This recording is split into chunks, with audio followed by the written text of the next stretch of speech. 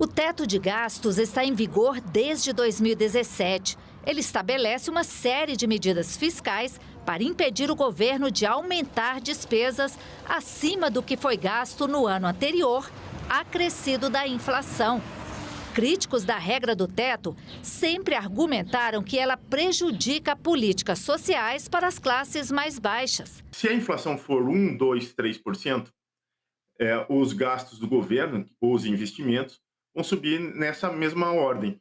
Mas se a população crescer mais do que a taxa da inflação, se as dificuldades da nação for maiores do que a inflação, o Estado brasileiro fica engessado para resolver tais problemas. A ampliação do teto de gastos em cerca de 145 bilhões de reais no final do ano passado para permitir a continuidade do pagamento da Bolsa Família de R$ 600 reacendeu a discussão sobre um novo arcabouço fiscal para substituir o teto de gastos.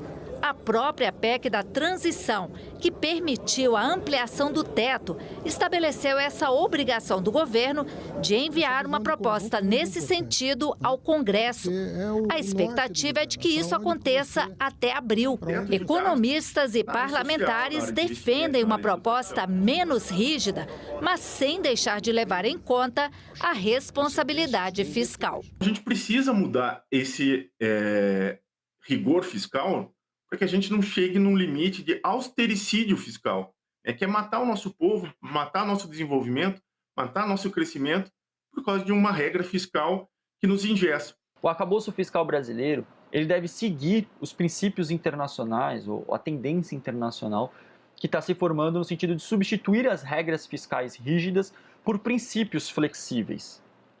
No caso brasileiro, os princípios para nortear a nossa política fiscal já estariam todos muito bem estabelecidos na nossa Constituição Federal, principalmente no seu artigo 6º, mas em toda a sua completude. Eu vejo que um caminho possível para a incorporação desses princípios seria substituir a lógica de ver o quanto do orçamento da Constituição caberia no orçamento, para estabelecer a lógica de que o orçamento deve servir à Constituição e nunca o contrário. Uma limitação desejável seria desse nível de taxa de juros. Sempre que a taxa de juros é maior do que a taxa de crescimento da economia, a dívida cresce em relação ao PIB. Então, se ao longo do tempo, em média, a taxa de juros sobre a dívida pública não ultrapassar a taxa de crescimento da economia, a relação dívida-PIB não crescerá.